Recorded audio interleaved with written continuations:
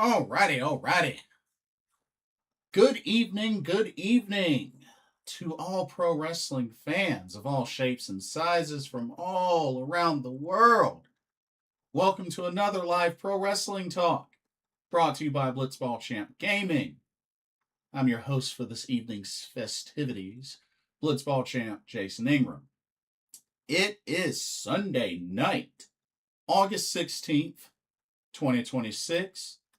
Hope everybody has had a great weekend. Hope everybody's doing well. Quite a lot has happened, especially when it comes to pro wrestling. A whole lot has happened. So, whew.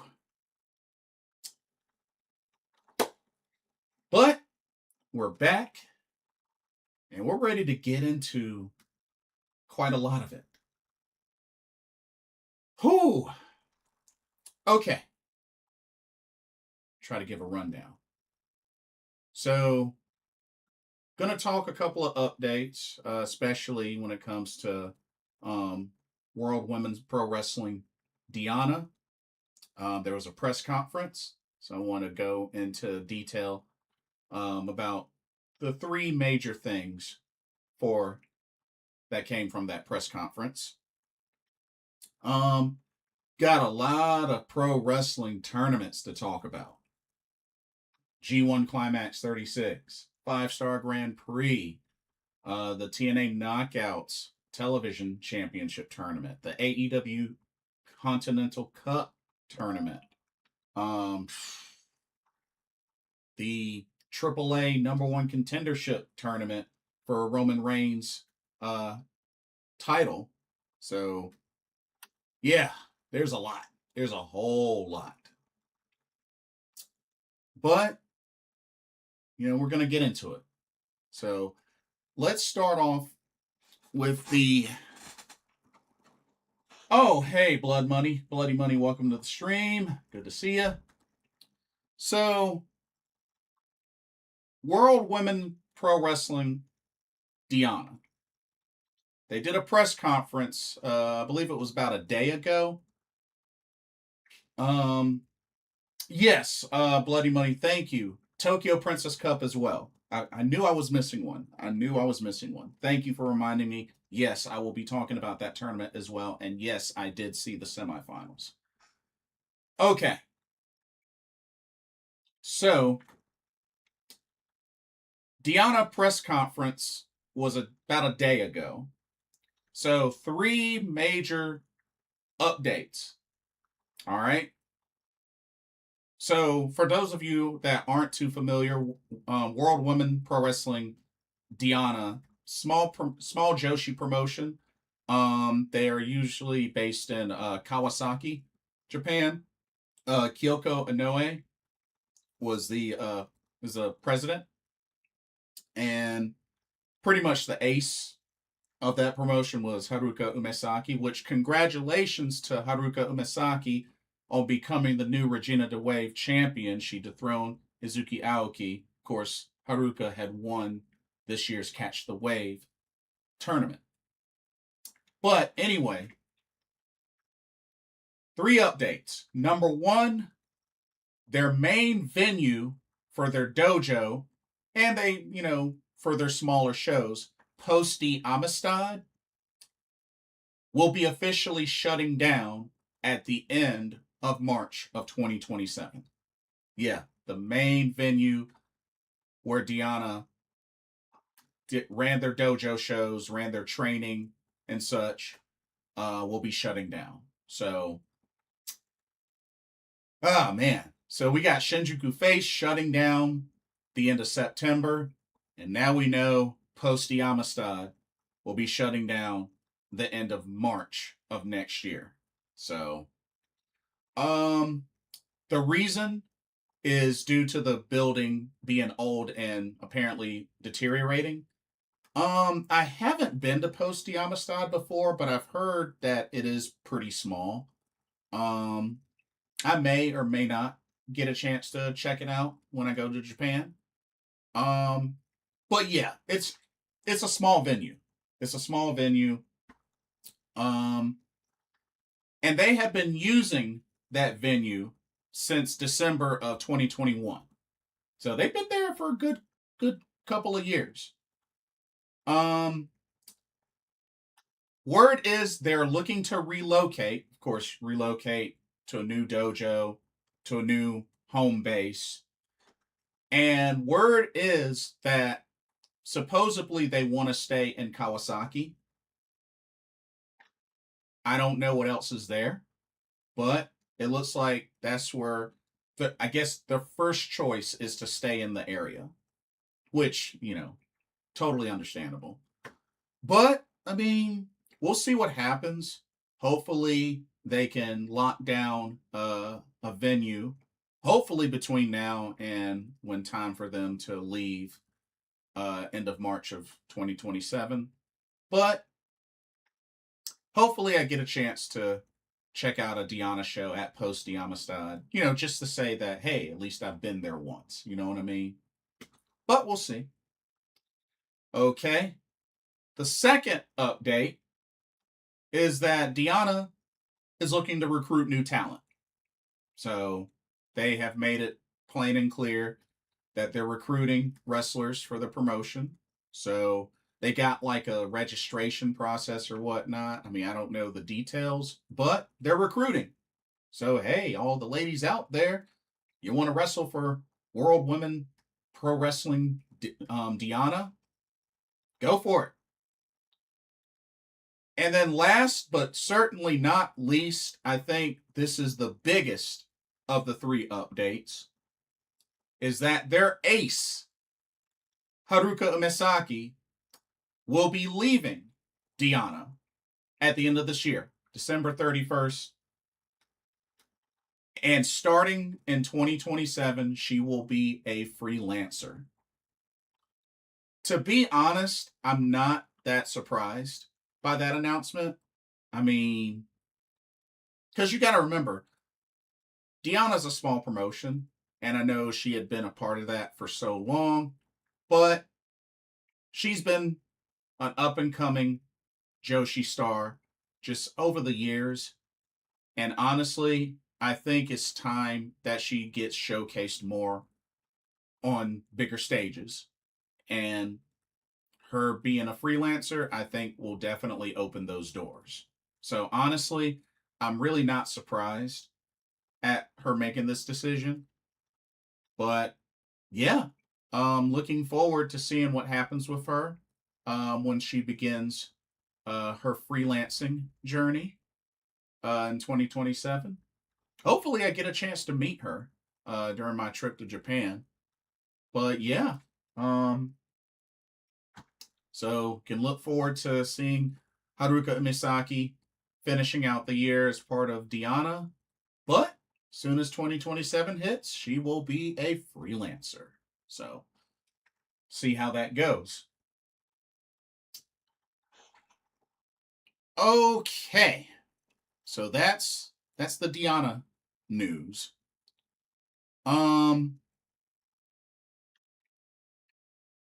So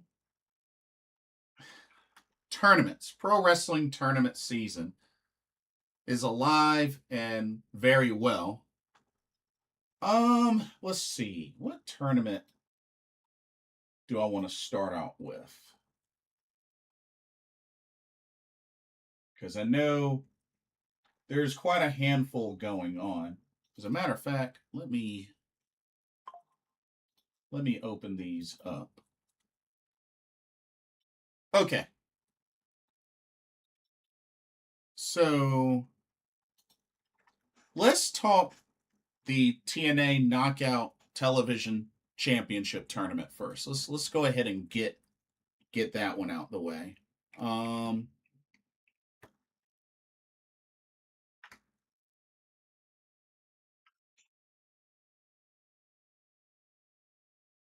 So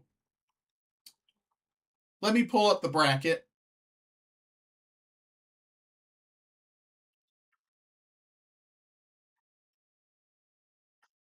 All right. This isn't the current up to date bracket, but I can pretty much let you know how things went. But they're at the semifinals for this tournament. So let me show you how it's looking.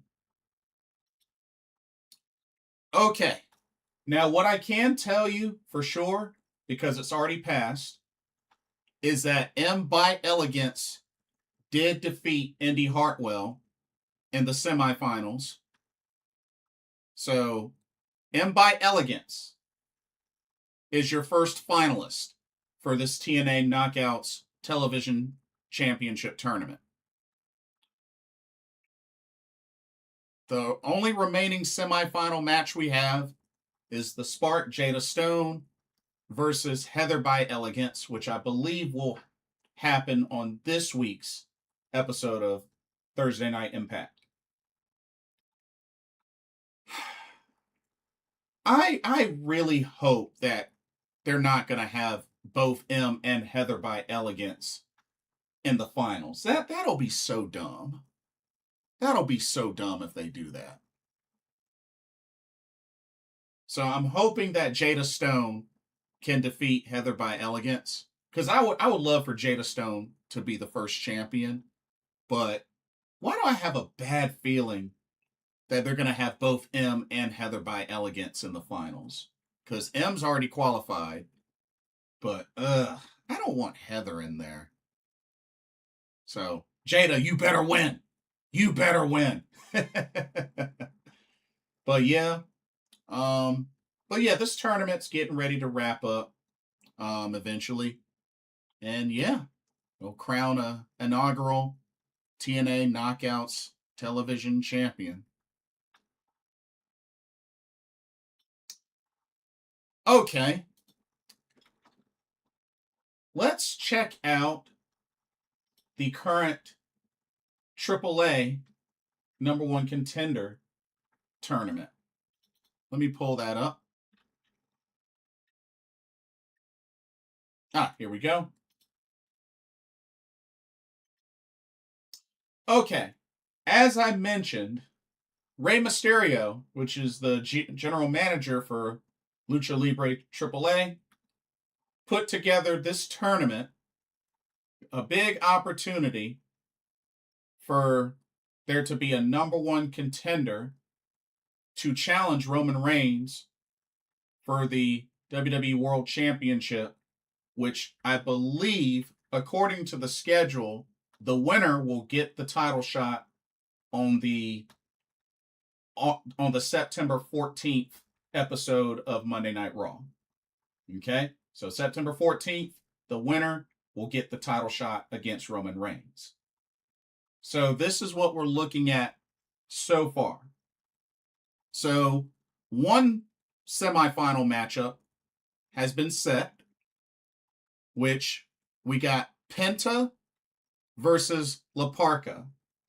Of course, recently Penta defeated Laredo Kid, and La Parka defeated Psycho Clown. I was actually kind of surprised. I thought Psycho Clown was gonna take it, but no. La Parka versus Penta. That's gonna be interesting. That's gonna be a very interesting matchup, but it should be good. And then I believe tomorrow we're gonna have these other two matches to set up the other semifinal match. So we got Dragon Lee versus El Hijo de Dr. Wagner Jr. That should be a really good match. Should be a really good match. And then Rey Fénix versus El Fiscal. I'm not too familiar with El Fiscal, but looking at this bracket, why do I have this feeling that it's going to end up being Penta versus Rey Fénix in the finals? I just have that feeling that they're going to put the Lucha Bros against each other in the finals. Which, I mean, hey, I'd be all for that. I would be all for that. So, yeah, that's what I'm thinking. Michael Gorman, welcome to the stream. Next game, yard sale, Triangle Town, August 30th. Put on by CC Raleigh. I was actually there not too long ago. That section under where the Macy's used to be. Yeah, I did see that. So I may check that out. August 30th, 10 a.m. till 5 p.m. Okay. I may have to jump on that. I may have to jump on that. Gouge Wrestling will be at Raleigh Retro Geek Game Expo during their event in September. Yeah, I'll be at that event. I just got a ticket for that event a couple of days ago. So I'll be at the Raleigh the Game and Geek Expo. So I'll be there. Bloody Money says it's pretty too obvious that Penta versus Ray Phoenix finals. That would be a banger. Well, I mean, it's not the first time they've gone up against each other. They got a lot of history for obvious reasons. But yes, I definitely can see that being the setup. And hey, I'm all for it. You know, I've met the Lucha Bros, so I'm all for them going up against each other. They are just as awesome as opponents as they are teammates. Oh, Michael, you were there this weekend? Oh, okay. Right on, right on. That's cool. But yeah, I'm gonna have to check that out. I'm gonna have to definitely check that out. Let's see. What the heck is this? Oh. Okay. So yeah. This should be these two matchups at the bottom, I believe, will happen tomorrow on Raw. So we can look forward to that. But I'm thinking Ray Phoenix defeats El Fiscal.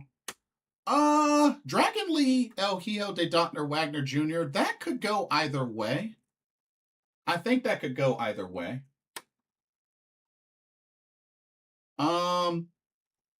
Dragon Lee will probably win it, but I would like to see El Hijo de Dr. Wagner Jr. win that matchup. But you can't go wrong with either. You really can't go wrong with either. Michael says at Triangle and went to Adventure Landing before they closed on Saturday. Yeah, I went to Adventure Landing Friday after work. So yeah, had to go there, pay my respects one last time.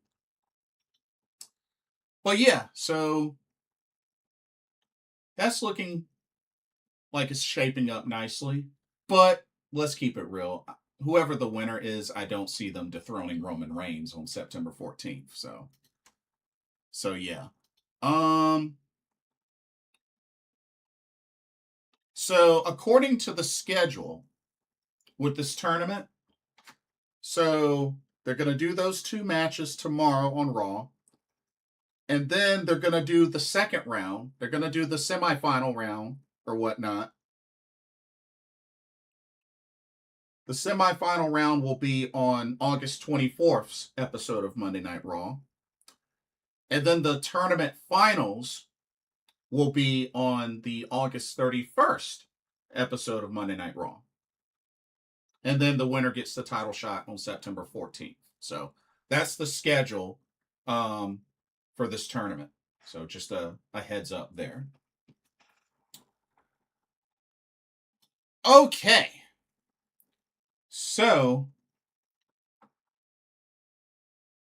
moving on to our next tournament, we are going to talk TJPW,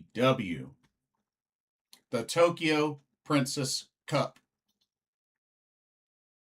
So the semifinals came down to it was Suzume versus Himawari and Rika Tatsumi versus Toga. And oh, those matches were so good. Really, really good. But it is official. We have our finals matchup. And here it is. Your Tokyo Princess Cup 13 finals will be the International Princess Champion Suzume taking on one half of the Princess Tag Team Champions, the White Dragon Rika Tatsumi. And yes, it will happen this upcoming weekend, August 23rd at Corcoran Hall.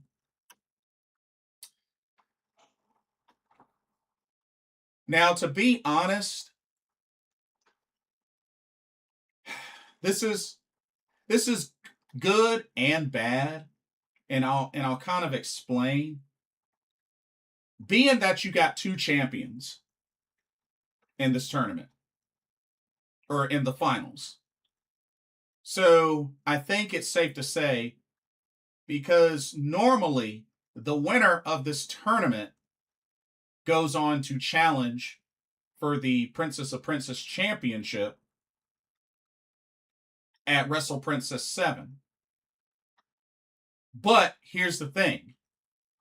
Being that Suzume is the International Princess Champion and Rika Tatsumi is one half of the Princess Tag Team Champions, are they still going to have all three belts defended at Wrestle Princess 7? Because typically at their big three shows, Grand Princess, Summer Sun Princess, and Wrestle Princess, they usually have all three championships defended. But this time around, that might not happen. And it's kind of a bummer. It's kind of a bummer. Because I really don't think Rika or Suzume is going to do double duty. I don't see it. I really don't see it happening. Bloody Money says, whoever wins Tokyo Princess Cup would eventually lose to Yuki Arai for the Princess of Princess Championship. Yeah. I do definitely feel like that Yuki Arai will probably still retain.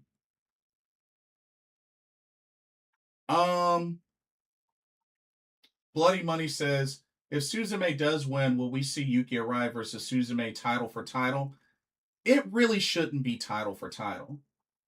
It really shouldn't be. Because you got to remember, Bloody Money, TJPW only has three championships, 2 singles and a tag. Would you really want to see that? Somebody win both the International and Princess of Princess title? Yeah, I don't think that would be a good look. Not especially for a promotion that only has 3 championships. I don't think that would be a good look. But that's just my personal opinion. But I mean, is it possible that it could happen? Sure. I mean, that is a possibility. I would think it would be a bummer. I think it would be a big bummer. So, I mean, we'll see what happens. But I'm still picking Rika Tatsumi to win. But at least we know between these two ladies, we're going to get a first time winner of the Tokyo Princess Cup. So it's either going to be Suzume or Rika Tatsumi. But my pick is still Rika Tatsumi.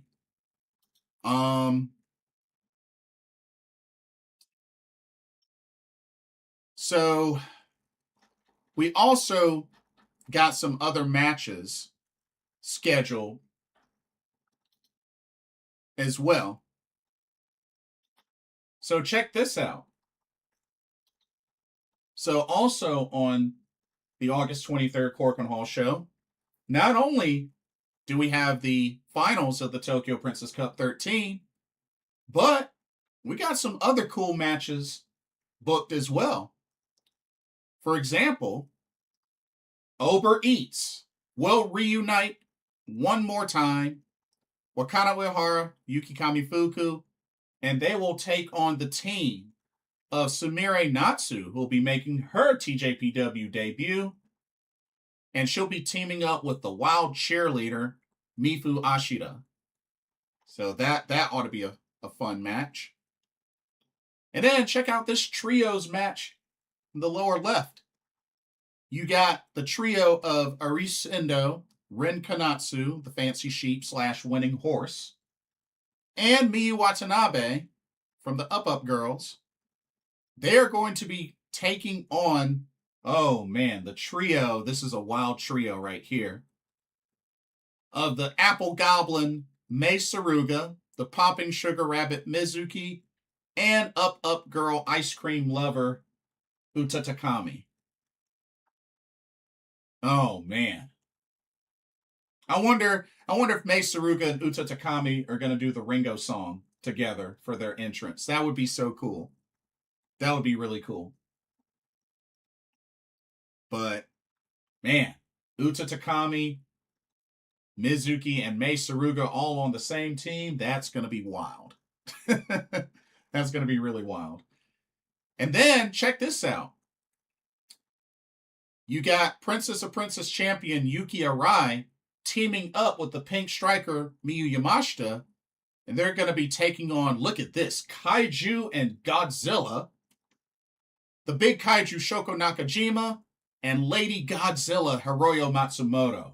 Oh man, that's going to be quite a match right there. I'm looking forward to that match for sure.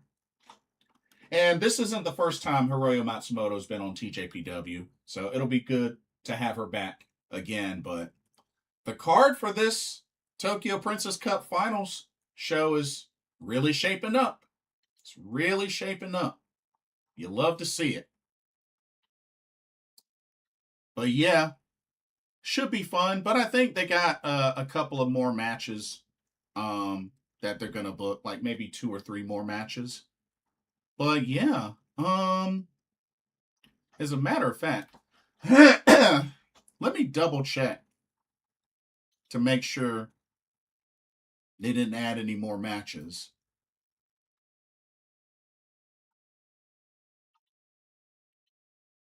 Okay, they haven't added any more yet, but I'm pretty sure they will.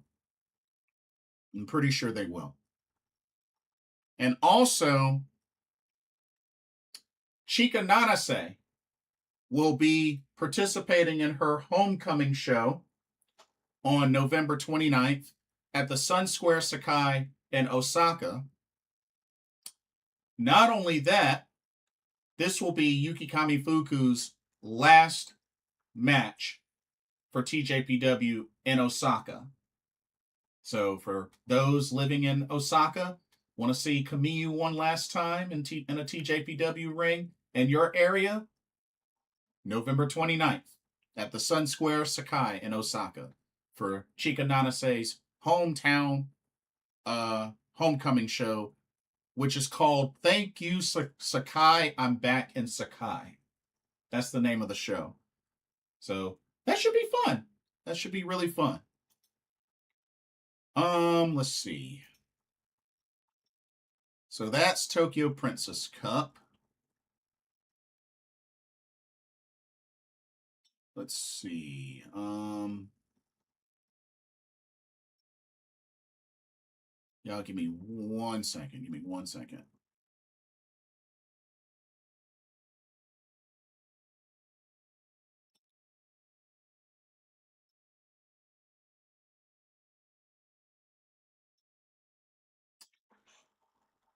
Okay. Sorry about that. All right, let's switch gears to the AEW Continental Cup. AEW Continental Cup. So, the opening round matches have completed. So, let's take a look at the competitors that have qualified or have made it to the quarterfinals. Okay? Here we go. Okay. For the AEW Continental Cup Challenge, these are your 8 competitors that have made it to the quarterfinals. You have Claudio Castagnoli. You have freshly squeezed Orange Cassidy. You got Eddie Kingston. You got Switchblade Jay White. You have John Moxley, of course, who's the current AEW Continental Champion. You have Nigel McGuinness. You have Hechicero. And you have the violent artist Kyle O'Reilly. Now, Here's the thing to keep in mind. Nigel McGuinness, when he went up against Katsuyori Shibata, unfortunately, he got hurt. He still finished the match and won the match, but Nigel did suffer an injury. Now, I don't know the severity of the injury, but that could play a factor as far as whether he can continue in this tournament or not. Not to mention, don't forget, Nigel has a title shot for the ROH Pure Championship at Death Before Dishonor against Lee Moriarty. So, in all honesty, we'll have to see what happens, see how his health looks, because that could be a big deal. That could be a big deal. Super Trebo, welcome to the stream. Hey, Jason, how's it going? It's going good. How are you? You hear all the Panthers YouTubers, streamers acting a fool like it's the end of the world after the Panthers offense in the preseason. Are you worried? It is just preseason. No, I'm not worried. No, I'm definitely... It's no time to panic. Bryce Young only played one drive, and folks are panicking because it didn't go well. He only played one drive in one preseason game. And that's why, I mean, it's one of the reasons why, I'm a big Carolina Panther fan, but sometimes I can't stand the Panthers fan base. Because, like, a lot of fans just tripping out over little stuff. Like, it's preseason. It's preseason. I would rather the mistakes come out during preseason than the regular season, where the games count to the, actual pursuit to the championship.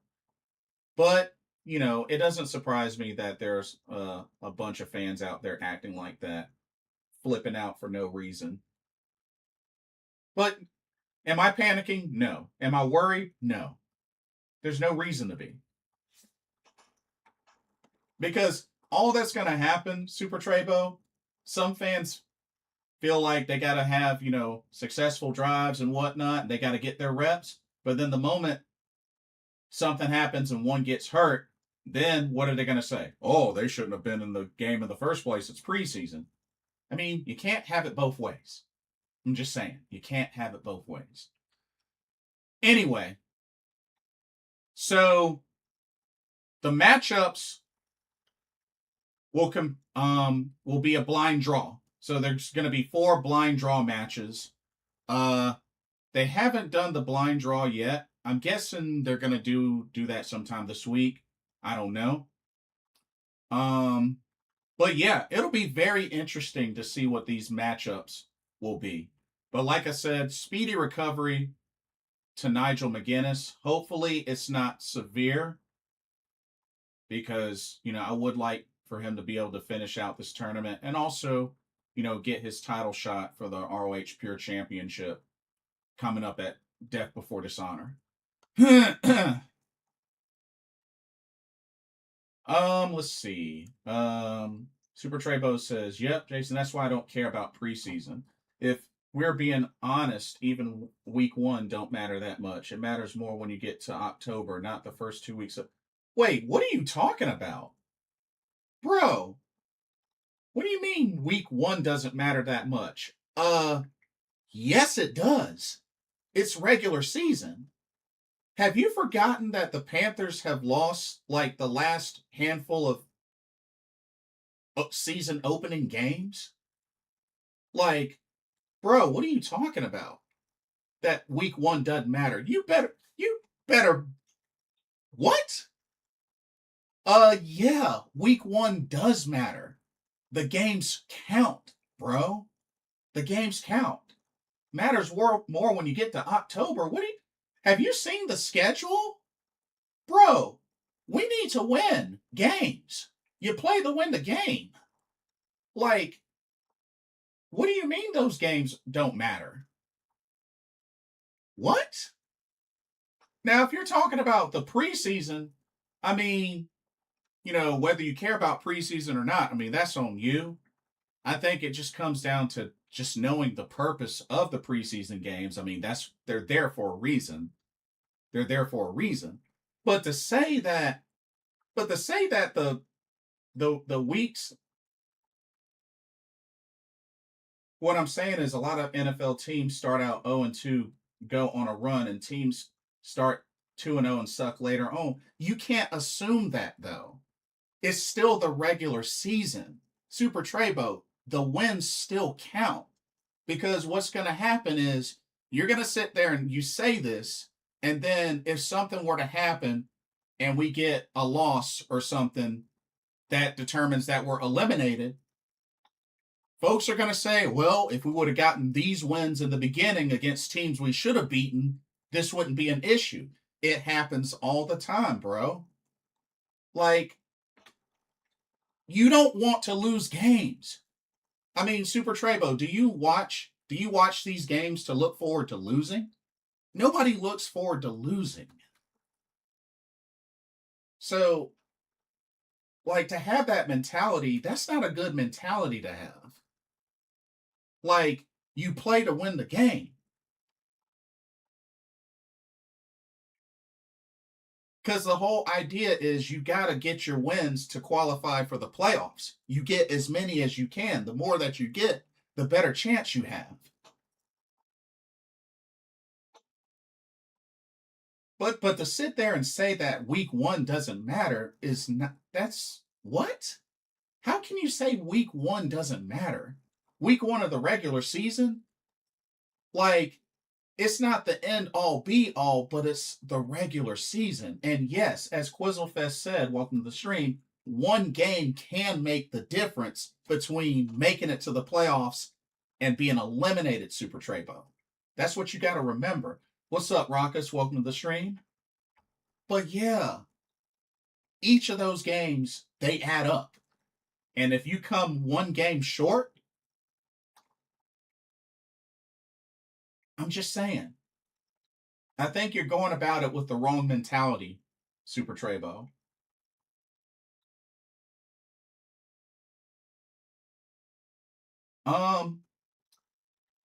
Evening Blitz, just getting into the stream, what tournaments have you covered so far? I've only covered AEW, TJPW, the AAA number one contender tournament, and the TNA Knockouts. TNA Knockouts TV title tournament.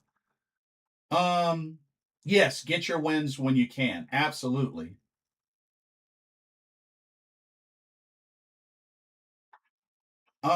Super Trebo says, my point was NFL is a long season and feel like fans panic too fast. That's my point. Not saying they should not win week one, but it's no time to panic if they lose also. It's no time to panic, but it's what you said. You said the game doesn't matter. That's the issue that I have. You said that the game doesn't matter. And you said that it matters more when you get into October. You gotta also remember there's a good number of games that happen in September. So to say that those games don't matter, like that's the problem that I have with your statement. Is to say that those regular season games starting at week one don't matter. Nah, I disagree.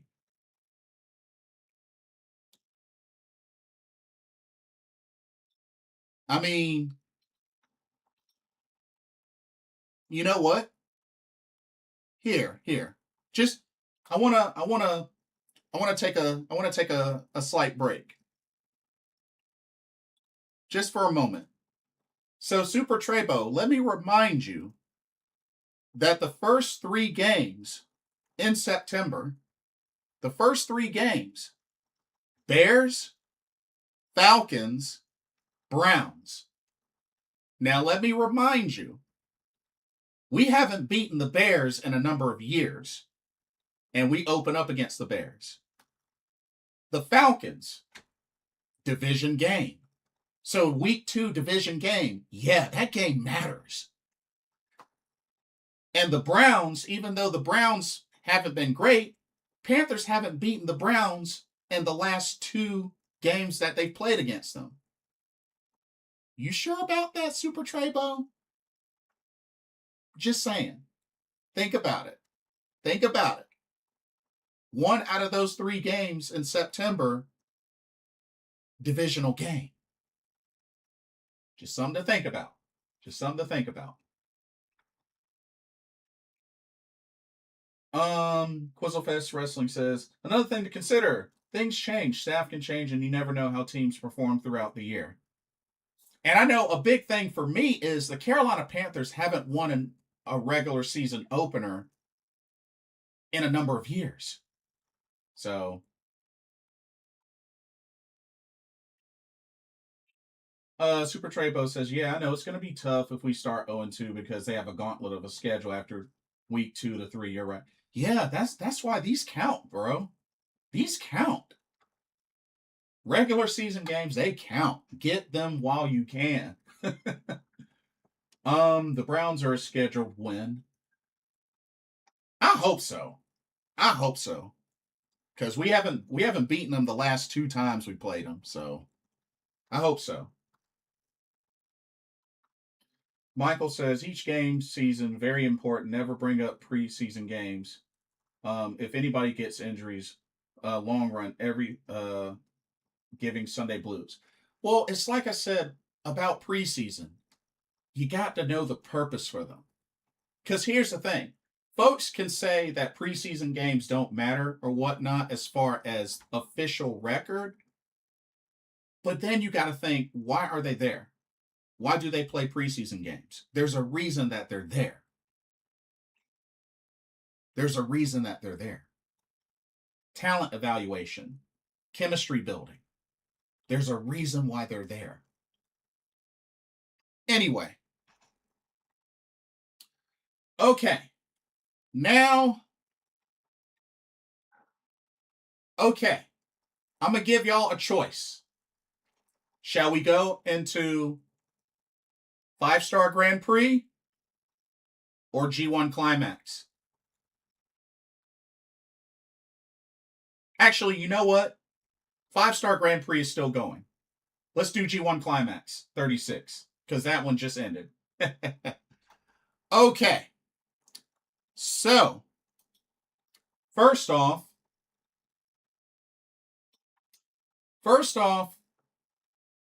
a couple of things have happened in New Japan Pro Wrestling that really just, ugh.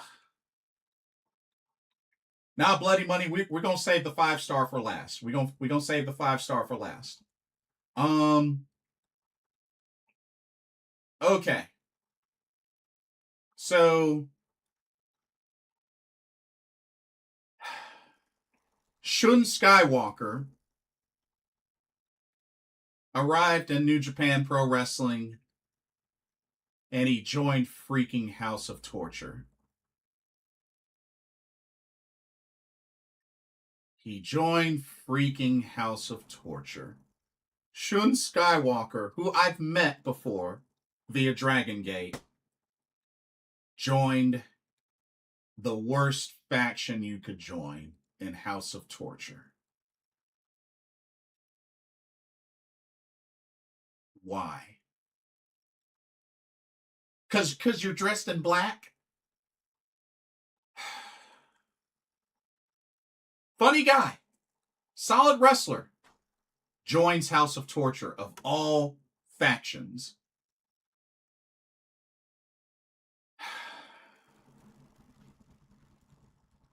This is why I wish I had LIJ back. I wish I had LIJ back.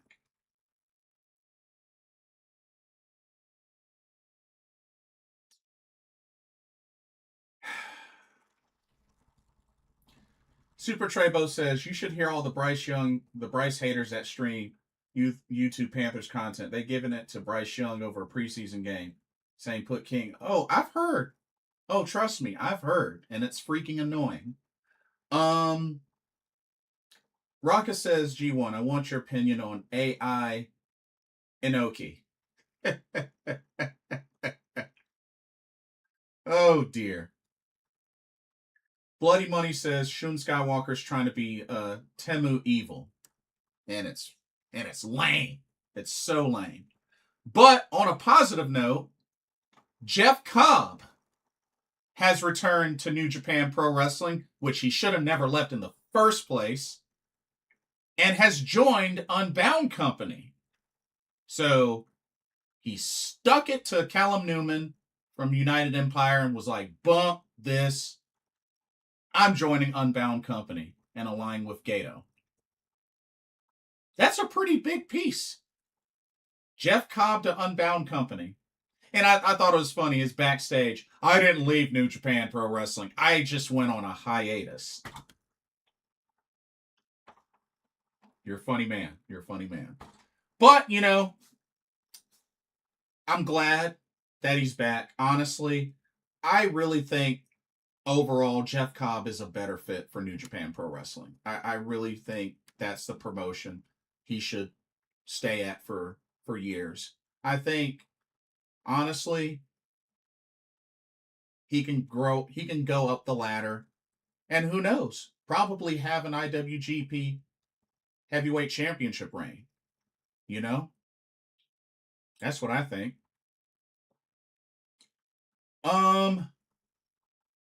Bloody Money says, I know how will Ospreay react to Jeff Cobb return. They actually met up recently there was one, I think it was WrestleCon. I think it was WrestleCon in Minneapolis. They actually met up, which I thought was pretty cool. Okay. How about some G1 Climax 36 awards? There were only 3. Check them out. Okay, Outstanding Achievement Award went to Bolton Oleg. And to be honest, great pick. Bolton Oleg has been really growing and getting stronger more and more. And honestly, he came close to making it out of his block. He came close. So shout out to Bolton Oleg, winner of the Outstanding Achievement Award. Fighting Spirit Award went to Yudo Ice. I have to say, Yudo Ice, even though him and Oscar finished with the same record, Yudo Ice had some big wins. Dude had some big wins. I was actually very impressed. And then the Technique Award went to Ryohei Oiwa. So, good stuff. Congratulations to those 3. New Japan need to treat Jeff Cobb better than his first run. Well, he went back for a reason. I'm pretty sure he won't get the same treatment that he got in WWE recently. I bet you that.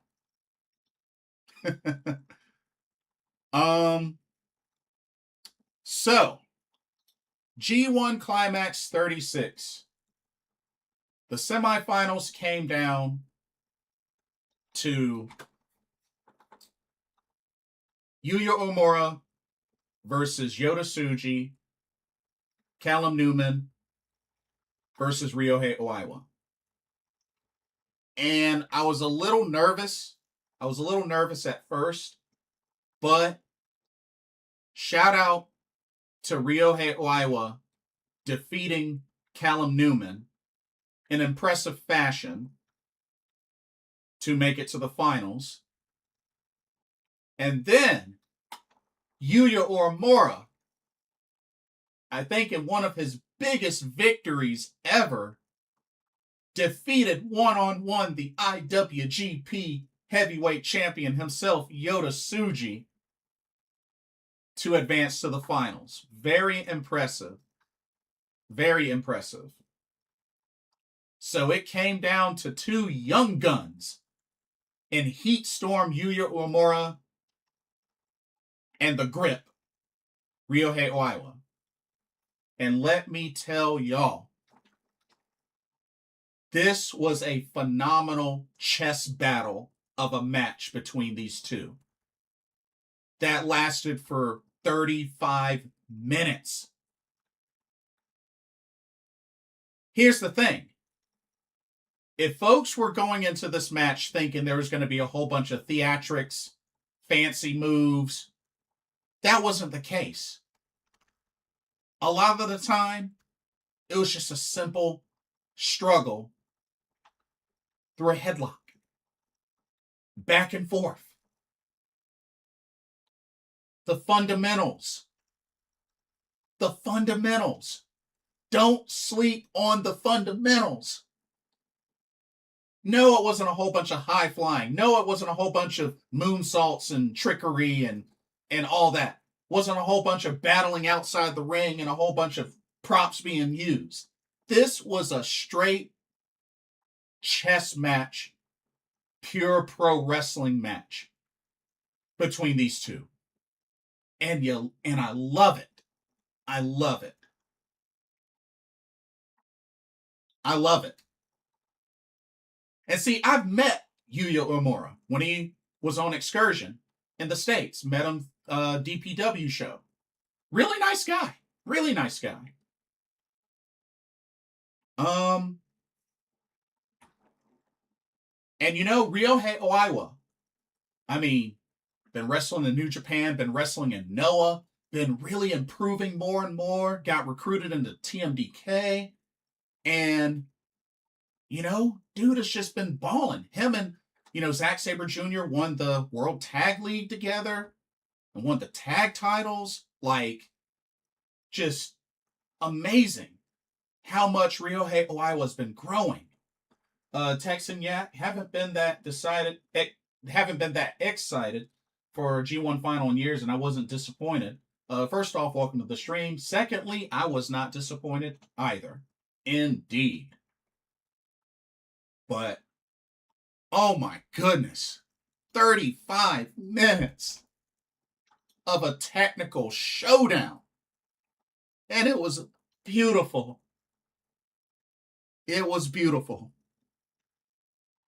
And when it was all said and done, Ryohei Oiwa was able to submit Yuya Uemura with just that headlock. And Ryohei Oiwa has fulfilled his promise to Hiroyoshi Tenzan and to TMDK. And he is your G1 Climax 36 winner. Congratulations to the grip, Ryohei Oiwa. And a great, great sign of sportsmanship afterwards from Yuya Uemura as well. But you know what? I was rooting for Yuya, but you know what? Keep an eye on this guy. Because you got to remember, he got to the finals of the New Japan Cup, came up short. Got to the finals of the G1 Climax, came up short. He's going to win one of those, if not both of those tournaments at some point. At some point. Keep an eye on him. Keep an eye on him. Texan Yak says, I was cheering for Yuya, though, RIP. Yeah, it was a bummer. But like I said, at the same time, you know, I'm happy that Ryohei won. It really could have gone either way. Bloody Money says, what did you think of Hiroyoshi Tenzan retirement? I thought it was good. I thought it was nice that it didn't end up being a 5-minute match, that they stripped the time limit away. And it ended up going almost 10 minutes. And, you know, him and Satoshi Kojima, you know, that was the proper opponent. And I thought it was cool that they made it the main event of the night before. I thought that was pretty cool. But yeah, happy for him. And, you know, he's only 55 years old. You know, he's not that up there in age. So, you know, he can, you know, I mean, he was on commentary for this Climax Finals match. So, hey, the G1 Climax Finals match. So, he'll probably, who knows, maybe he'll do special guest commentary from time to time, or they may put him on full time, you know, have him, Milano Collection AT, you know. We'll see. But congratulations to Ryohei Oiwa. But here's the thing. So it has been confirmed that Ryohei Oiwa wants his title shot October 12th at the King of Pro Wrestling in Ryogoku. So that's what, 3 years in a row. Yeah, 3 years in a row where the G1 Climax winner decided to have their title shot at the King of Pro Wrestling. How do y'all feel about that? So they're no longer waiting until Wrestle Kingdom, but they want to do their match at the King of Pro Wrestling. How do y'all feel about that? Tenzan shaking hands with Izuka and hugging it out makes a grown man cry. Yeah, they made amends. They made amends. It was, you love to see it. You love to see it. Texan Yak says, I'm definitely not mad that Iowa won.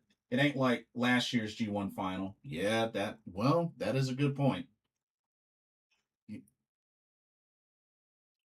What? You weren't a fan of Takeshita winning the you weren't a fan of Takeshita winning or whatnot?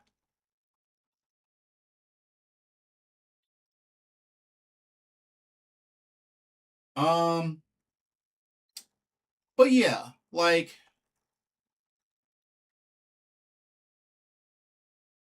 my whole thing is you have to think.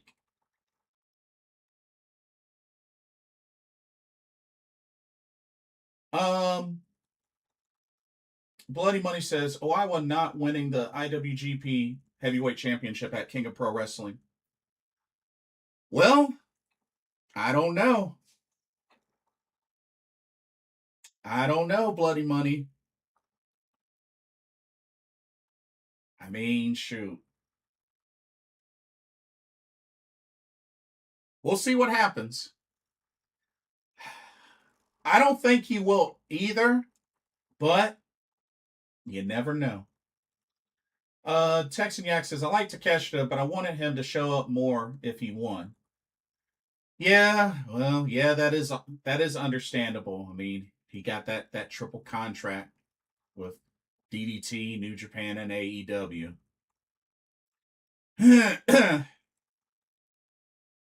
Yuya has a challenge as well since he beat Suji.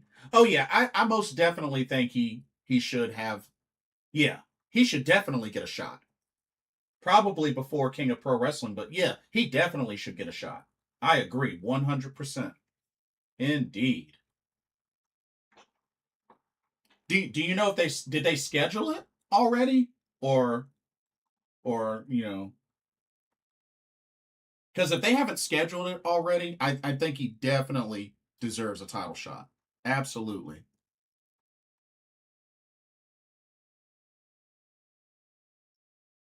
Absolutely. But I mean, I try to look at it both from both sides. I mean,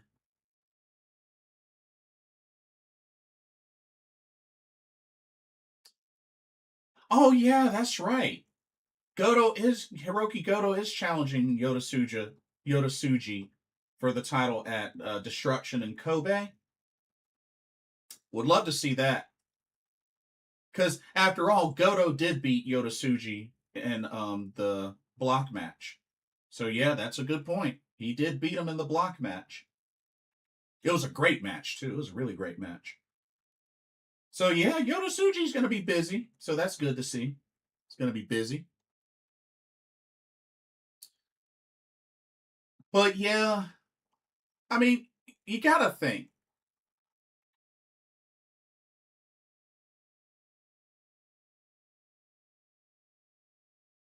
Um, Bloody Money says, "Oh, so you would have Yuya Uemura versus Yoda Suji at the Tokyo Dome at Wrestle Kingdom? Interesting. Interesting. Wow. And see, my whole thing with Tokyo Dome versus King of Pro Wrestling, I mean, I know it had been a long time tradition that typically the G1 winner gets their title shot at Wrestle Kingdom, but you have to admit that's a pretty big gap to wait. Because I mean, here it is August, middle of August. So August, September, October, November, December, January. So that's almost a 5 month, maybe a 4.5 month wait time for the title shot, the big title shot. Which I can understand the idea behind it being that, I mean, it's Wrestle Kingdom. It's the biggest stage in New Japan Pro Wrestling. So I can understand that aspect of it. But at the same time, I do understand wanting to have the title match sooner. Because in a way, you should be able to call your shot for winning that big of a tournament. You should be able to call your shot and say, I want my title match at so and so. And honestly, I'm cool with that. I'm cool with that. Because even with that match happening at King of Pro Wrestling, they still, regardless of who wins, they still got plenty of time to build up a challenger for Wrestle Kingdom, as with the other titles as well. So, like I said, I don't mind either way personally. So, but speaking of Wrestle Kingdom, you know what? Let me show this off. Speaking of Wrestle Kingdom, what do y'all think about the logo for Wrestle Kingdom 21? What y'all think about the logo? Which next year will begin the 55th anniversary of New Japan Pro Wrestling. Wow. Wow. But yeah, y'all like the logo? I like the logo. I think the logo's cool. I definitely like the logo.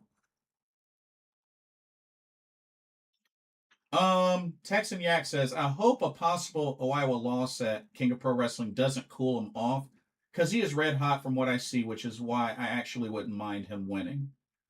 Even if he does lose, do I think it'll cool him off? No. I don't think it'll cool him off.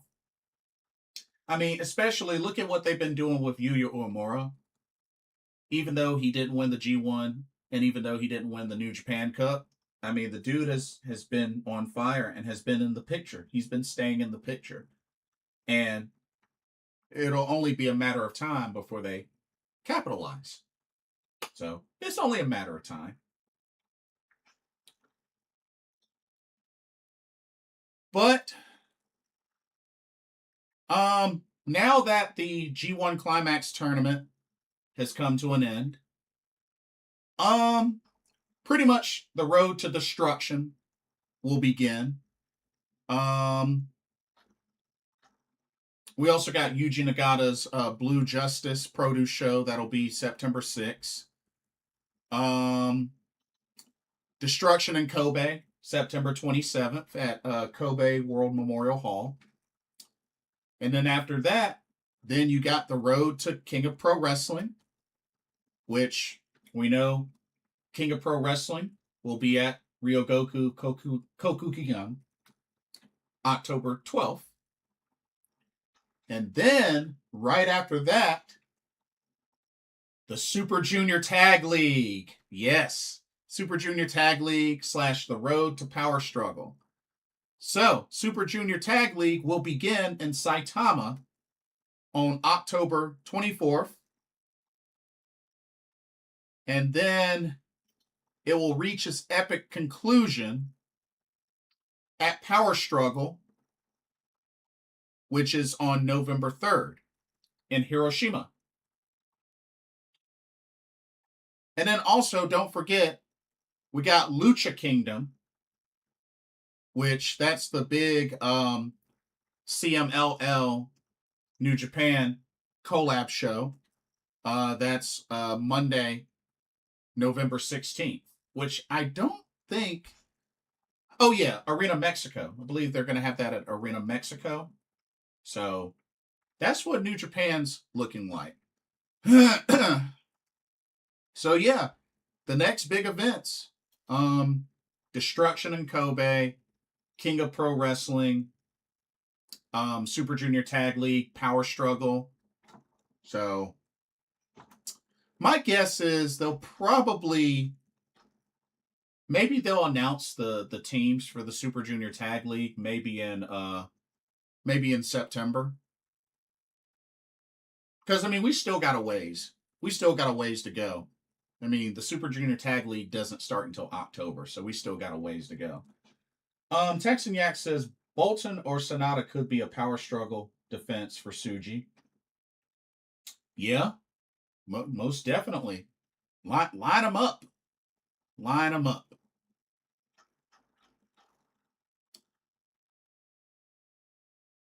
Okay. Are y'all ready for some World Wonder Ring stardom? Okay. 5-Star Grand Prix 2026. The block matches have finished. And in a couple of days, the playoffs will begin.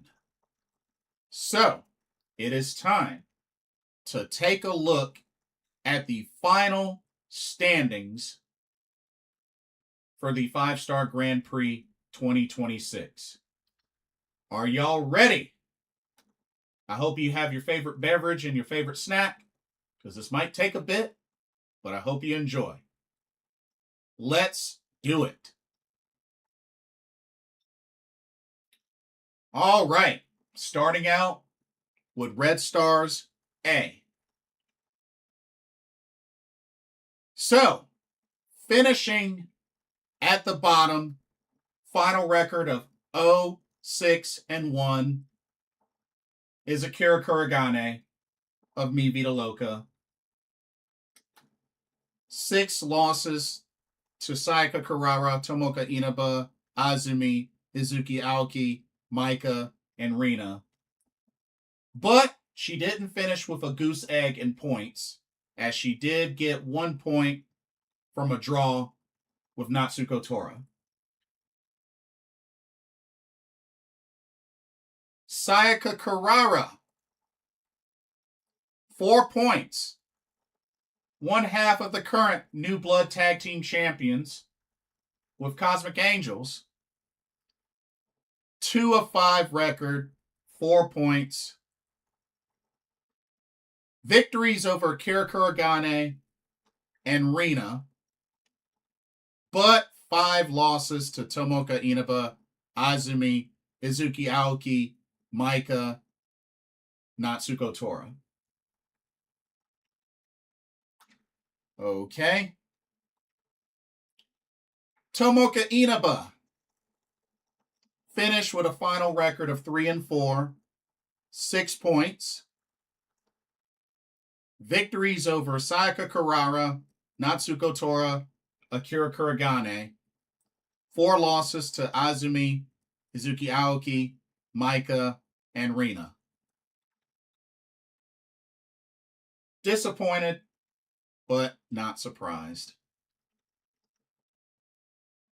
Okay. Gus, welcome to the stream. Carrara, my, how the mighty have fallen. Yep.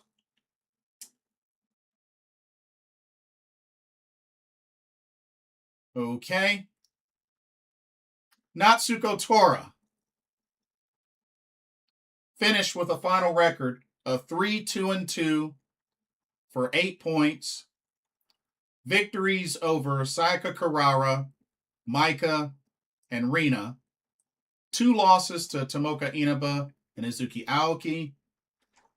And 2 draws with Azumi and Akira Kuragane. Close, but not good enough. All right, Izuki Aoki. Oof. Started off hot, but then lost 3 straight. 4-3, 8 points. Had 4 straight wins over Saika Carrara, Tomoka Inaba, Natsuko Tora, Akira Kuragane. But then she fell victim to the top 3. Losses to Azumi, Maika, and Rina. So, I mean, hey, she came close, but at least you could say she lost to the top 3, beat everybody else. And it's already been kind of rough for her, considering she just lost the Regina de Wave Championship, and now she didn't make the playoffs in the 5-star. So, a bummer, but Izuki Aoki, great wrestler. She did good. So, she'll be all right.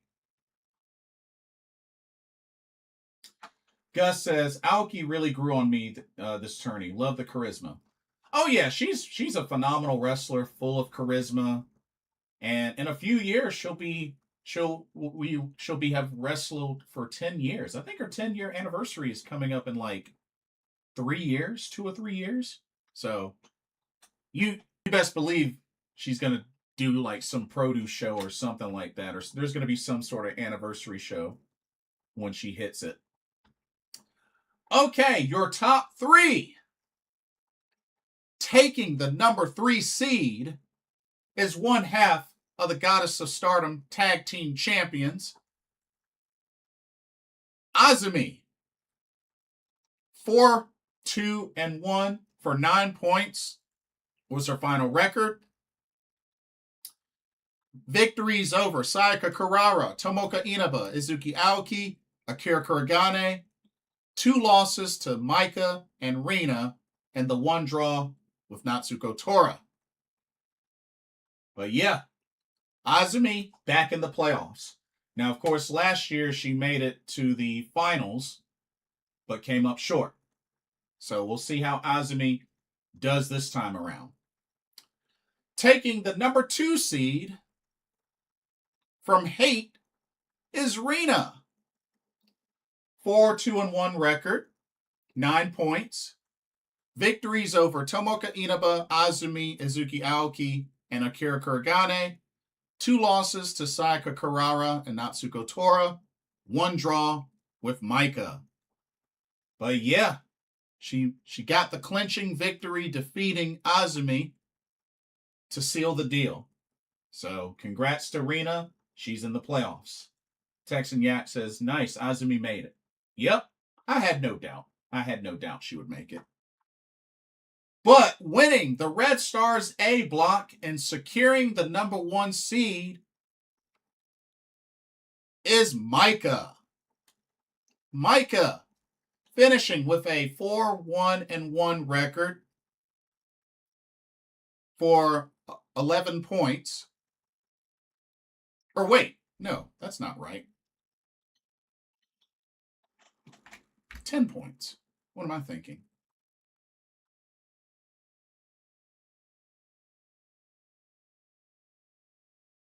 Wait a minute. No, that was right. It should be 5-1-1. I'm sorry. I messed that up. 5-1-1. Okay, there we go. 5-1-1 record. 5 victories over Akira Kuragane, Izuki Aoki, Azumi, Tomoka Inaba, and Sayaka Carrara. Her 1 and only loss was to Natsuko Tora, and she had 1 draw with Rina. So yes, Maika, who's won this tournament. She didn't get the clean sweep, but hey, still did well enough to secure the number 1 seed. But yeah, congratulations to Maika on winning the Red Stars A block. Okay, let's go to Red Stars B. Red Stars B. Okay. Sitting at the bottom with a final record of 1-6, 2 points. From God's eyes, Lady C. She can't catch a break. Even after recently becoming a champion and then losing the title and then this. Yeah, Lady C can't catch a break. One victory over Azusa Inaba, her only victory. 6 losses to Saya Ida, Mei Sara, Rina Yamashita, Maki Ito, Konami, and Utami Hayashishita. Okay. From Hate, finishing with a final score of 4 points on a 1-4-2 record, is the other Inaba sister, Azusa Inaba. Her one victory, probably many would argue the biggest upset. The one victory over Utami Hayashishita, but 4 losses to Saya Ida, Lady C, Rina, and Konami. 2 draws with Mei Sara and Maki Ito. But like I said, big victory over Utami. That was ginormous. Okay. And then we had 2 ladies sitting at 3-3-1 records, 7 points, were Mei Sara and Utami Hayashishita. Okay, let's take a look at Utami Hayashishita. Gus says Azusa is Rina all growed up. No. Utami says Utami's record 3-3-1. 3 victories over Saya Ida, Lady C, Mei Sara. 3 losses to Maki Ito, Konami, and Azusa Inaba. 1 draw with Rina Yamashita. So yeah, to the surprise of many, Utami didn't qualify. Mei Sara, who was so close to making the biggest comeback, fell short. 3-3-1, 7 points. Victories over Saya Ida, Lady C, Rina Yamashita, but 3 losses to Maki Ito, Konami, and Utami Hayashishita. 1 draw with Azusa Inaba.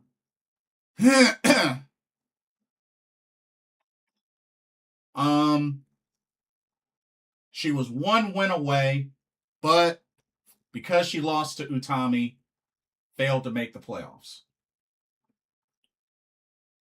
Okay. Maki Ito, the cutest in the world, came so close. But you know what?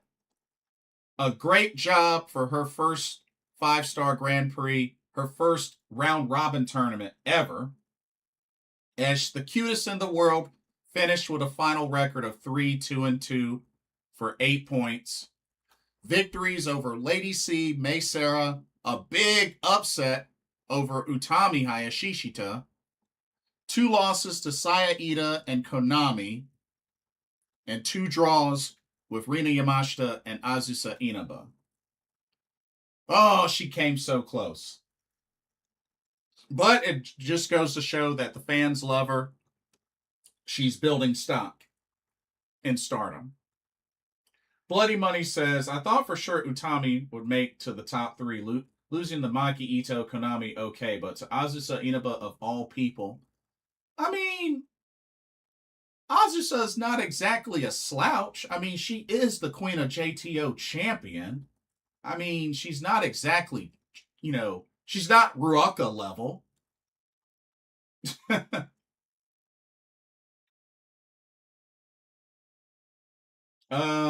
Gus says, I'm so salty that she didn't make the cut. I mean, yeah, I understand. Totally understandable. But then again, I mean, how often do the outsiders make the cut? You know, just saying, just saying. Okay, now we step into our top three. So, taking the number 3 seed from Mi Vida Loca is Rina Yamashita. She finished with a final record of 3-1-3. Victories over Lady C, Konami, and Azusa Inaba. 1 loss to Mei Seira, and 3 draws with Saya Ida, Maki Ito, and Utami Hayashishita. Interesting record. Very interesting record. That's a lot of draws. But Rina Yamashita takes the number 3 seed. And I believe this was her first 5-star as well. But yeah, she's going to the playoffs in her first 5-star Grand Prix. Taking the number 2 seed from Stars, finishing with a record of 4-2-1, 9 points, is Saya Ida. Saya Ida, 4 victories over Lady C, Maki Ito, Konami, and Azusa Inaba. 2 losses to Mei Seira and Utami Hayashishita. 1 draw with Rina Yamashita. So I was pretty hyped to see Saya Ida make it to the playoffs. She had a great tournament. She looked really strong. So very happy for Saya Ida.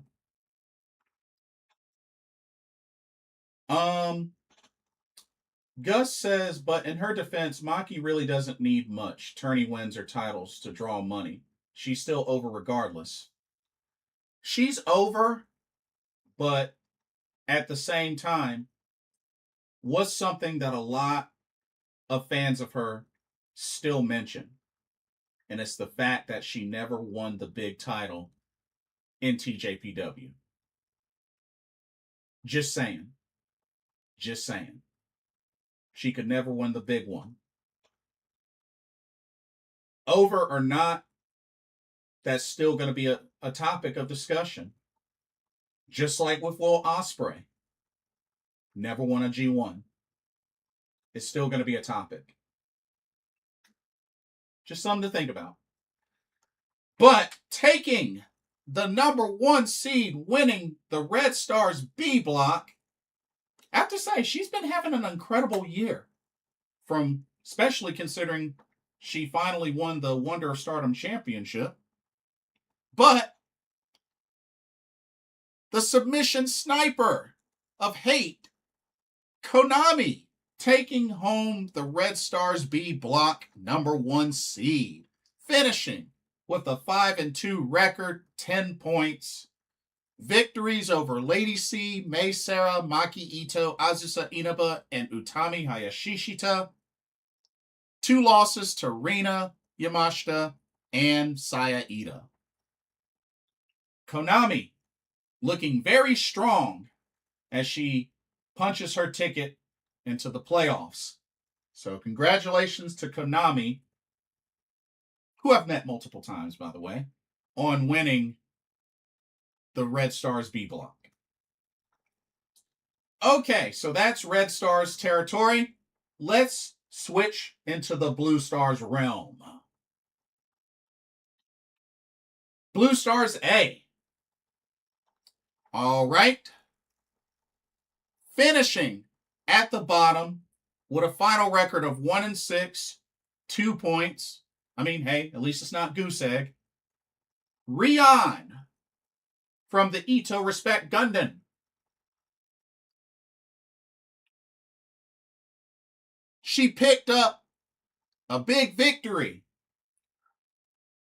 over the captain Aya Sakura, but 6 losses to Hina, Miyu Amasaki, Suzu Suzuki, Hanako, Ruaka, and Julia Hart. But hey, like I said, she got 1 win. She didn't finish with a goose egg. So, Rion Naders, rise up.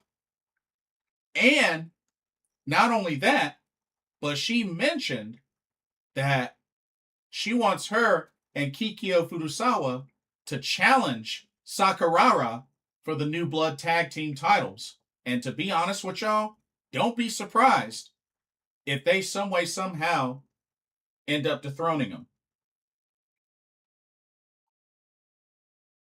But we'll see. Bloody Money says, excuse me, Meerkat Ultra is crying somewhere when Rion got her first win. He would crash out harder if Rion finished 0 points again. Understandable. Definitely understandable. Okay.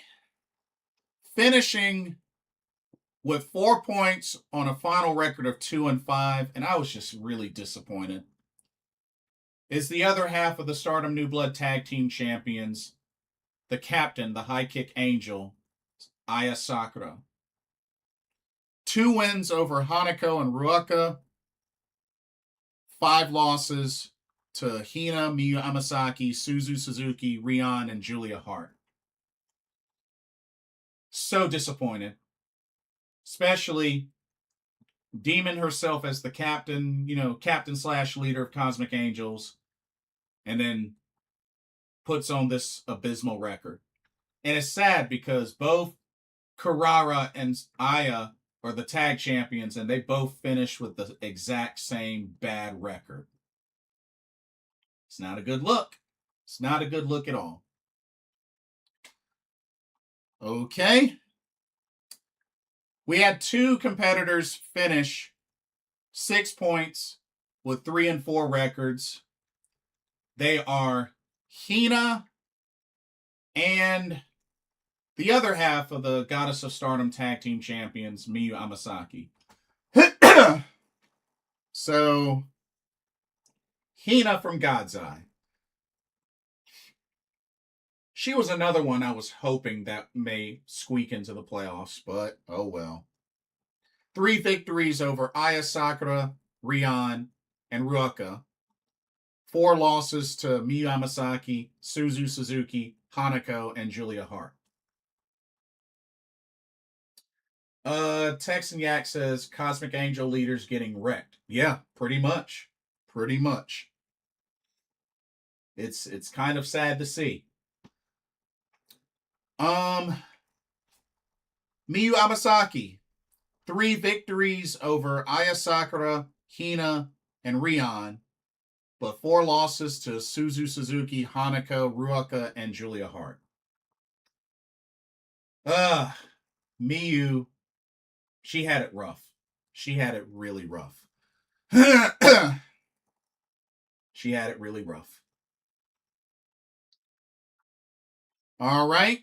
Julia Hart gave an excellent effort, but came just short of making the playoffs. She finishes with a final record of 4-3 for 8 points.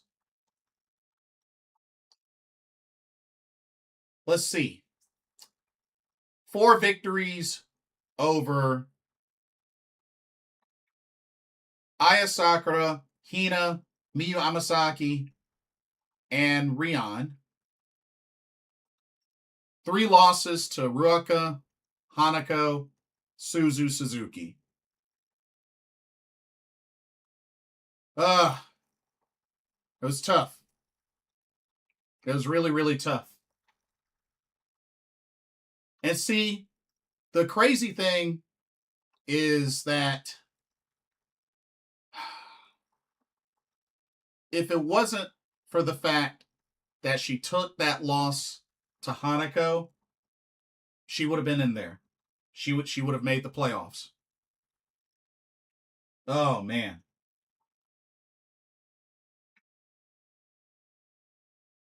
Gus says, not surprising that Julia beat the smaller girls but lost to the bigger girls. I mean, yeah. Yeah, I guess that's fair. Yeah, I guess that's fair. But then again, Aya Sakura beat Hanako. So, I mean, that's not... Is it really that surprising. I mean, Aya Sakura beat Hanako. I mean, just saying. Just saying. Okay, top 3. Oh, man. I honestly can't believe I'm about to say this. Can't believe I'm about to say this. But Ruaka takes the number 3 seed with a final record of 3, 2, and 2 for 8 points. 3 victories over Miyu Amasaki, Rion, and Julia Hart. 2 losses to Aya Sakura and Hina. 2 draws to Suzu Suzuki and Hanako. But see, here's what I'm having trouble figuring out.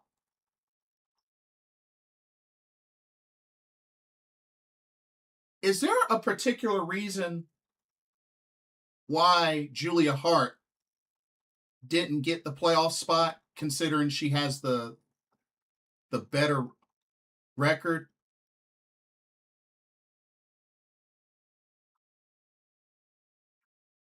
Because technically 4-3 is the better record win percentage wise to 3, 2, and 2. But I think for this instance, what I think happened is the fact that Julia lost to Ruaka, Hanako, and Suzu. And that's probably why, even though she had the better record technically.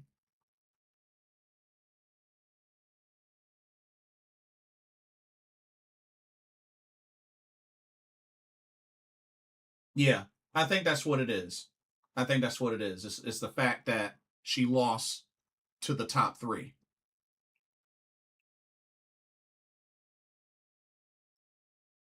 But yeah, freaking Ruaka, number 3 seed. Ruaka got lucky with the draws. Yeah, which honestly, I still can't believe she beat Julia Hart and Miyu Amasaki and had a draw with Suzu. Having a draw with Suzu, that was ridiculous. Blackula, welcome to the stream. It's been a while. How you doing? What's new?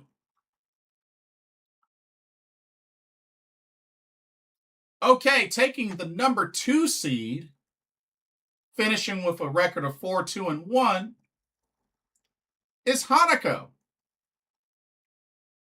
Oh, chilling? That's good. That's good. Hope you had a great weekend. Hanako, 4 victories over Hina, Miyu Amasaki, Rion, and Julia Hart. 2 losses to Suzu Suzuki, Aya Sakura. 1 draw with Ruaka. But yeah, congrats to Hanako. Hanako still in prime form. But yeah, she takes the number 2 seed. And then, in dominating fashion, securing the number 1 seed, winning the Blue Stars A block to really nobody's surprise. 6-0-1 record, a whopping 13 points, securing the most points in this tournament, is your World of Stardom champion, the crazy girl, the leader of Mi Vida Loca, Suzu Suzuki. 6 victories over Julia Hart, Rion, Hanako, Miyu Amasaki, Hina, Aya Sakura, and the unfortunate 1 draw against Ruaka, of all people. So, she didn't quite get the 7 victories, but hey, at least she's still undefeated in this tournament. But, like I said, Suzu Suzuki has been really looking strong since winning the World of Stardom Championship. And then to come into the 5-star and to look and to pretty much dominate over the block, I mean, it's not surprising. And, good for her. I've met Suzu twice. And I'm actually very happy for her. You know, do I think she's going to win this tournament? No, but I'm happy to see that she's been doing very well as World of Stardom champion. And I'm sure she's going to rack up some more defenses between now and Dream Queendom. But if you ask me personally, if you ask me, maybe she shouldn't lose the World of Stardom Championship. Maybe not until All Star Grand Queendom. I would like to see her have it for a while and at least get a handful of defenses. But that's just me. Okay. So yeah, your top three. Number 3, Ruaka. Number 2, Hanako. Number 1, Suzu Suzuki. All right, let's finish strong. Blue Stars B block. Okay. Now this really came down to the wire. And I was happy and shocked at the same time.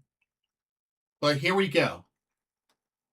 First off, finishing with an abysmal record of 0-7, Goose Egg, the only competitor to not get a single point in this tournament. From the Ito Respect Gundam, Kikyo Furusawa. Oh, man.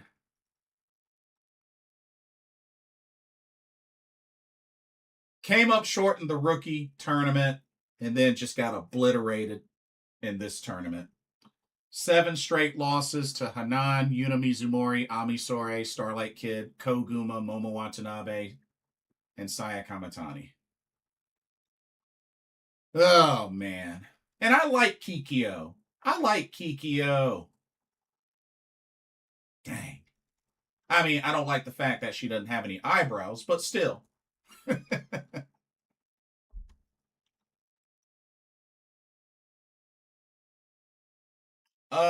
Let's see. So finishing with a final record of 3-4, 6 points, is the high-speed champion of Cosmic Angels, Yuna Mizumori. So dang, not a single Cosmic Angel made it to the playoffs. Wow. That's sad. That's actually sad. Dang. This was not the tournament for Cosmic Angels. I mean, it was already bad enough that Saori Ano and Natsupoi weren't even in the tournament. But dang. That's crazy. It's crazy. Play any VF lately? Off and on. Mostly offline. Every now and then when they host fight nights in Durham, North Carolina, that's when I usually play. But it's been a little while. It's been a little while. Bloody Money says Blue Stars B shocks me the most because Momo Watanabe and Saya Kamatani got bounced out. The biggest shock of them all is Ami Sori winning the Blue Stars B. Yeah, I'm gonna get to that. I've been playing more now that I finally built a new computer. Oh, you got a new computer. Nice. Awesome. Good to hear. But yeah, shoot, we gotta fight sometime. I do have it. I still play mostly on PS5, but I do have it on PC as well. So yeah, we gotta battle it out sometime. You know, whether on the same PC or we can do crossplay. It doesn't matter to me. It was long overdue. You know you need a new computer when your PC can't even play VF. Yeah, that's fair. That's totally understandable. But yeah, we gotta duke it out sometime. Okay. Let's see.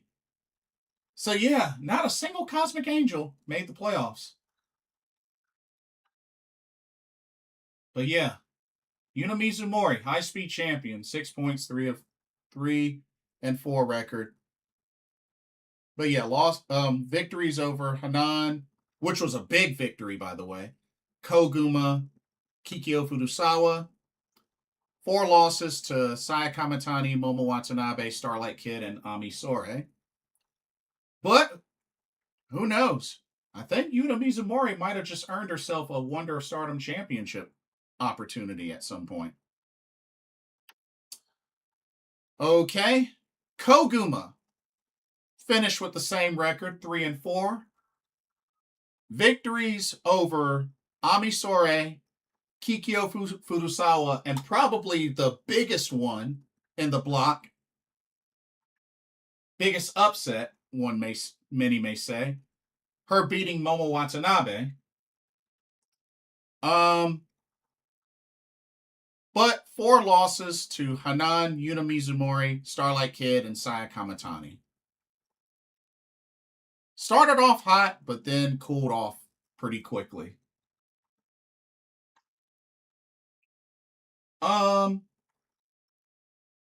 Texan Yak says, your Kikyo reaction was how I felt when Goto only got 6 points for a couple of G1s. Well, you got to also remember Hiroki Goto has won a G1 before, and he finally held that IWGP World Heavyweight Championship. So at least he finally did that, and he's won at least one G1 before. So yeah, while Goto didn't make it out of the block, you know, I'm still at least happy that he's at least won one before. I mean, you know, Kikyo got goose egg. It's not the same. It's just not the same. I mean, she didn't win a single match. Goto at least won one match.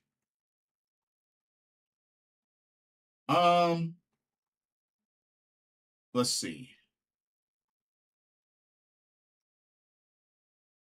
So, the big surprise to many, both Momo Watanabe and Saya Kamatani, despite finishing 8 points, 3-2, and 2 records, both failed to qualify for the playoffs. Oof. Saya Kamatani, victories over Kikyo Furusawa, Koguma, and Yuna Mizumori, but losses to Hanan, Ami Sourei, and 2 draws with Starlight Kid and Momo Watanabe. Oh, man. And then for Momo Watanabe, who won last year's 5-Star Grand Prix, same record, victories over Yuna Mizumori, Ami Sourei, Kikyo Furusawa, 2 losses to Starlight Kid and Koguma, and 2 draws with Saya Kamatani and Hanan. Oh, man.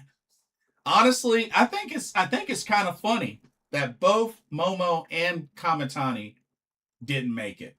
I think it's funny. I think it's funny. Saya not making it blindsided me. Yeah, I believe it.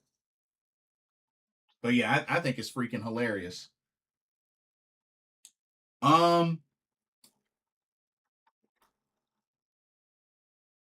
But yeah, so let's get into the top 3. The top 3. So, taking the number 3 seed, the leader of Neo Genesis, finishing with a record of 4-2-1, is Starlight Kid. 9 points. 4 victories over Yuna Mizumori, Koguma, Momo Watanabe, Kikyo Furusawa. 2 losses to Hanan and Ami Sourei, and the 1 draw with Saya Kamatani. But yeah, Starlight Kid had the opportunity to take the number 1 seed, but her losing to Ami definitely destroyed that chance. But Starlight Kid overall had a solid tournament. She takes the number 3 seed. All right, the number 2 seed, finishing with a final record of 4-2-1, 9 points, is the Wonder of Stardom champion, Glory Wing herself, Hanan from Stars. 4 victories over Kikyo Furusawa, Saya Kamatani, Koguma, Starlight Kid. 2 losses to Yuna Mizumori and Ami Sourei. And the 1 draw with Momo Watanabe. But still, prime form for Hanan. And like I said, you got to remember, she won the Cinderella tournament earlier this year. So, hey, she has a shot to win the 5-star. She's in the playoffs, number 2 seed. We'll see. And then, ladies and gentlemen, I have to say, I did not expect her to take the number 1 seed. I was hopeful that she would make the playoffs, but to my surprise, finishing in impressive fashion, 5-2, 10 points, winning the Blue Stars B block, securing the number 1 seed, is the only member of God's Eye that made it to the playoffs. God's chosen big girl, Ami Sourei. Amazing. Impressive. Phenomenal. Excellent. Pick one. She did it. 5 victories over Yuna Mizumori, Kikyo Furusawa, and then the 3 big ones over Saya Kamatani, Hanan, and Starlight Kid. Her 2 losses were to Koguma and Momo Watanabe, but having 3 back-to-back victories over Hanan, Saya Kamatani, and Starlight Kid, that is impressive. That is very impressive. Like I said, I did not expect her to take the number 1 seed. But that is a lot of momentum for Ami Sourei. It's crazy because last year she made the playoffs as the number 3 seed. You know what I mean? So, it's crazy. But Ami did it. Winner of the Blue Stars B block. Gus says, Ami is a nice comeback story, especially if she wins the whole shebang. But yeah, those are your final block standings for the 5-Star Grand Prix 2026. But now that that's over with, y'all know what time it is, right? Oh yeah. It's time for the playoffs. Woo! All right. Let's take a look at the official playoff bracket for the 5-Star Grand Prix. And there it is. Okay. So, the schedule. The playoffs will begin on August 18th.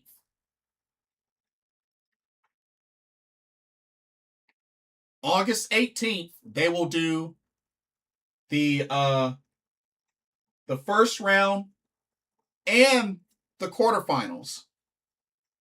The first round and the quarterfinals will be on August 18th.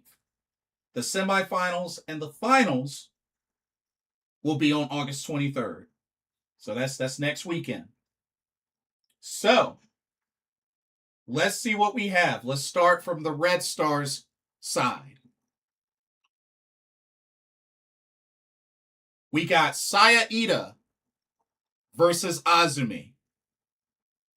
The winner will advance to take on Micah. So Micah has the first round bye. That's the benefit of being the number 1 seed.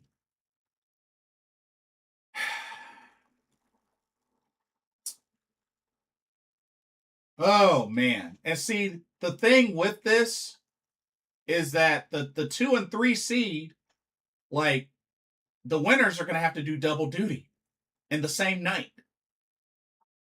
So they won't be fresh going into that second matchup.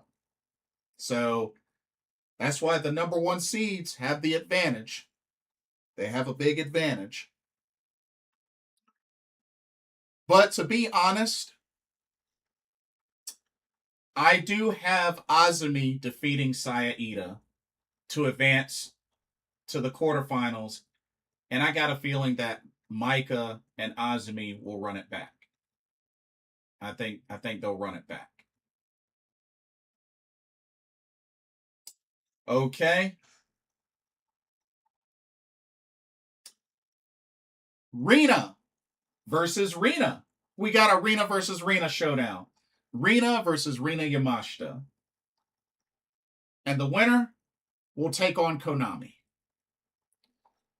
I definitely think Rina will win. The non-Yamashita Rina, that is. Should be an interesting match, but I got Rina from Hate advancing, and I think we're gonna get the run back between Konami and Rina. I think that's gonna happen. Which, you know, they have quite a history. I mean, after all, Rina did once challenge Konami for the white belt. So, you know, it'll be nice to see that. Texting yet. Come on, Rina. Boo, Rina. I see what you did there.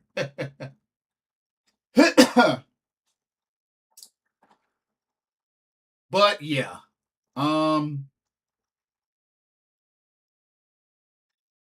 To be honest,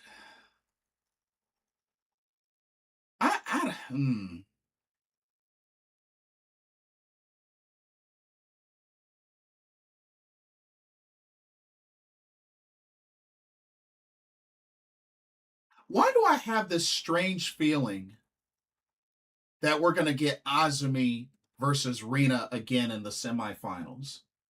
Why do I have that feeling?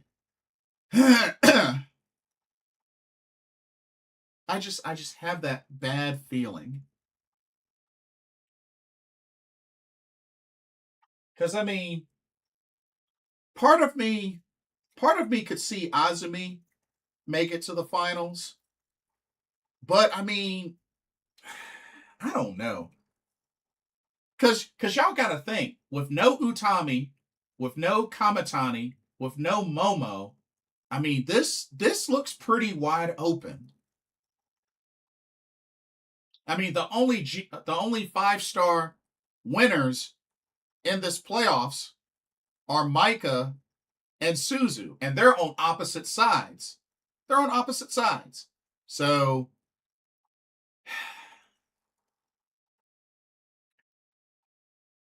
I don't know. I'll have a better idea of who I think's going to win the whole thing once the semifinals are set. I think I'll have a better idea. But I am going to say I got Azumi beating Sayaida, and I have Rina beating Rina Yamashita.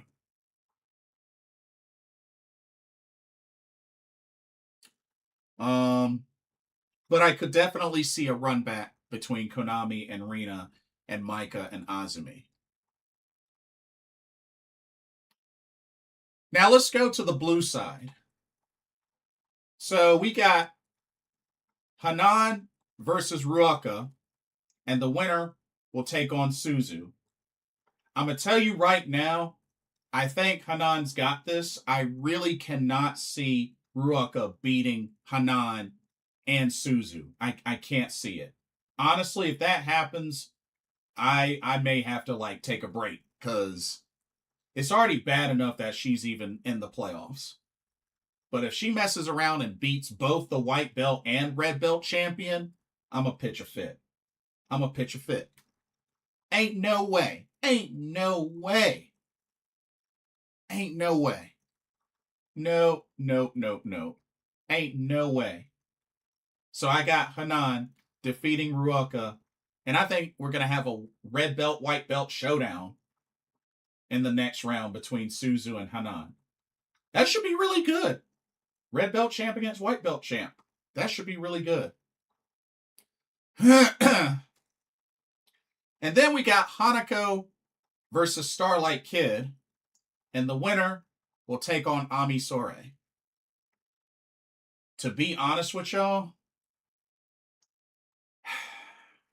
I got a bad feeling that Starlight Kid's going to beat Hanako, and we're going to get Ami Starlight Kid again. And I think that's where Starlight Kid gets her lick back and knocks out Ami. I just have that feeling. I just have that feeling.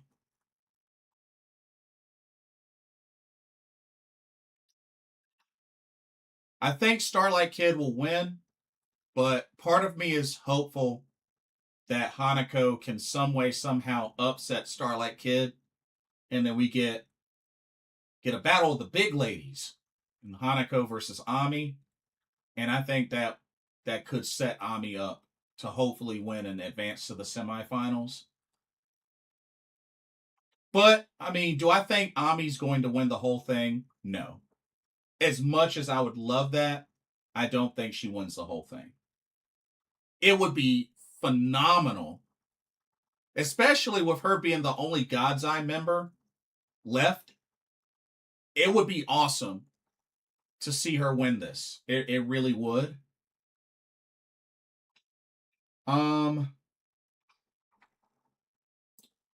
But seeing who is in the playoffs, so you got 2 members of Stars. You got 2 members of Neo Genesis. You got 2 members of Mi Vida Loca. You got 3 members of Hate. You got 1 God's Eye member. And you got 2 unaffiliated. But yeah, no Cosmic Angels in the playoffs. It's crazy. No Cosmic Angels.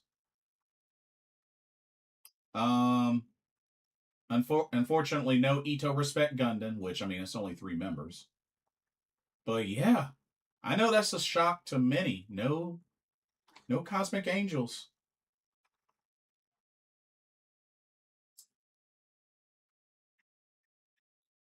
But, you know, if it was up to me, my final 4 would be Azumi,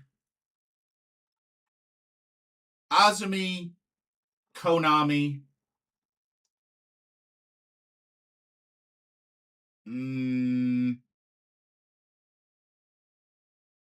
Hanan, Ami Sourei. But I will say this, regardless of what happens, I definitely believe that Ami Sourei will be due a white belt title shot against Hanan, regardless of what happens. I think her, Unimon deserve title shots. I mean, maybe if Micah can find a partner, challenge O2 Line for the Goddess belts. But if anything, I think a big part of me could see Ami Sourei win the white belt at Dream Queendom, maybe Crimson Nightmare. But I think she's still going to be mainly zoned in on the Wonder Stardom Championship. So, but like I said, we'll see what happens. But I'm excited. I'm excited for the playoffs. begins Tuesday. So, looking forward to it. Alrighty. I think that will do it for this live stream. I want to thank everybody for coming out, for chatting it up with me. And yeah, whew, that's a lot of pro wrestling tournaments. A lot of stuff to discuss. But thank y'all for your support. Those that catch the archive, be sure to let me know your thoughts with each of the tournaments talked about. And yeah, how do you feel about Haruka Umesaki going to be a freelancer in 2027? Post Amistad, the Diana Dojo closes down end of March of next year. Where do you think they'll relocate? And yeah, that's all I got. Don't forget to like, comment, follow, subscribe, share the stream, all of the above. Thank y'all so much for watching, and I hope y'all enjoyed this live stream. For another pro wrestling before I go, so just a reminder that one of the next big live streams that I'm going to be doing, once I get everything finalized, I'll be going over the pro wrestling shows that I'll be attending in Japan. We're almost about to be a month away from when I leave. So it's exciting. I can't wait to share with y'all. But anyway, thank y'all so much for watching. This has been another live pro wrestling talk brought to you by Blitzball Champ Gaming here on the YouTube, the Tube, Twitch, and the Facebook. My name is Blitzball Champ Jason Ingram. Hope everybody enjoys the rest of their evening and has a great week. And I will see y'all in the next video and or live stream. Later.